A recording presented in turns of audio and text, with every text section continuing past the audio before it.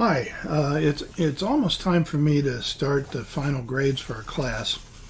At the end of each course, I try to review the course objectives that were published in the syllabus at the beginning to see how we did in meeting our initial expectations.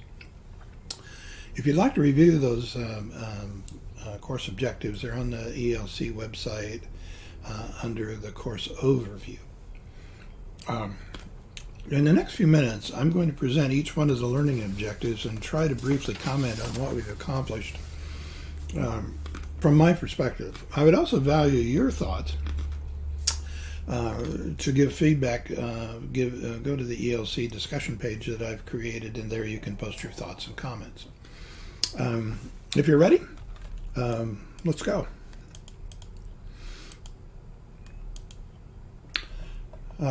The first objective was to examine past, present, and emerging theories of leadership and development as related to educational organizations. In my estimation, we accomplished this objective pretty well. We spent several of our early face-to-face sessions talking about these leadership theories, and we discussed strong and weak points of each one. Then we tried one on during our in-class first case study. And discussion of these theories carried throughout the semester. So I think we did pretty well with this one.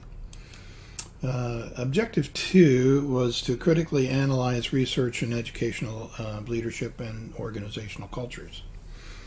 On this one, I think we only partially met this objective. After extensive discussion about the importance of scholarly evidence, including at least one class presentation on Kitchener and King's work on reflective judgment, we continuously, as a group, had difficulty meeting this objective. Unsupported opinion was common in reflective case study responses. It seems that this objective was elusive, and unsupported opinion sprouted just everywhere.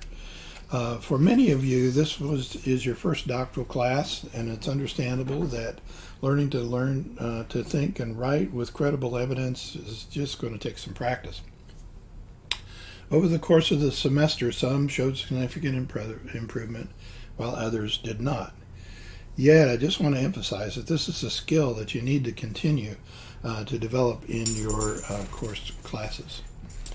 Objective number 3 was to analyze how educational leaders promote cultures of learning. And on this one, I think we did pretty well as a group.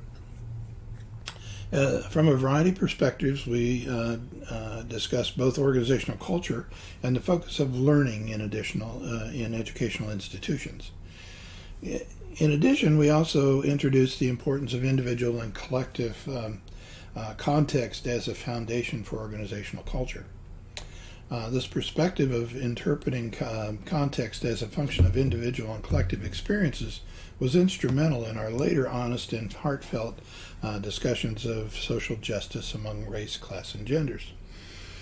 The fourth objective was to examine and challenge societal and global ideas of effective leaders designed to meet the needs of students, faculty, and staff. As the semester continued, I found transformational leadership, the theory of transformational leadership, to become almost universal among members of this learning community. It became important to each of us to lead in ways that students are supported. It is also universal to support faculty, employees, and staff and include them in our leadership activities. As a community, we focus nicely on ways that we can improve and transform our current educational enterprise.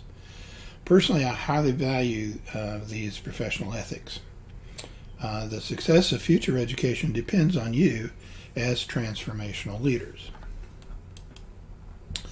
Objective 5 was compiling educational leadership principles to promote social justice. And here's where you guys really shined. With your commitment to the needs of the students, the faculty, and the staff, you took on the topic of social justice and made it an important point of our community learning. You recall that our group included individuals from several ethnic and cultural backgrounds, which means that we all have interpreted the context of multicultural education from different experiential perspectives. Each of you was brave and honest in our conversation with regards to your points of view. And because of that, we all learn from each other. At the same time, brave members revealed personal events that caused us to challenge a lot of versions of our own race, class, and gender issues, and including privilege. That made me very proud. This is an important development in our community of learners. The sixth objective was also met in one way or another in writing and in personal conversation. Each of you reflected personally on what it means to be an educational leader. This combined with the last objective, that each of you envisioned yourself as a leader and committed yourself to growing in strength and challenged what you perceived as being leadership weaknesses. This is growth that you can take with you after this class and deep into your professional practice.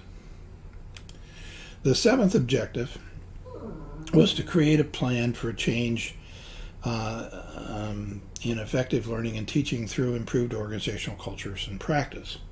Here again, this is an objective that I think we only partially met. In our last activity or assignment, I asked you to synthesize the elements of power, culture, and motivation theories in designing a more technological curriculum in preparation for a modern work. Rather well with this, and others had very good ideas, but resorted to unsupported opinion. Some did not take these constructs of power, culture, and motivation and synthesize them into a logical future plan, but they didn't really break the theories down to show how the individual parts could be intellectually blended to support a whole research-based future plan. Again, excuse me. This type of synthesis is quite important to your doctoral future. Overall, I must say I was just a little bit disappointed with the scholarly performance in this regard. But just remember, you're just beginning, and to keep this in mind as you move forward. Pardon me.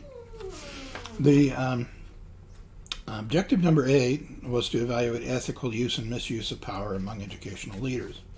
And once again, you guys shined in this area of philosophic aesthetics.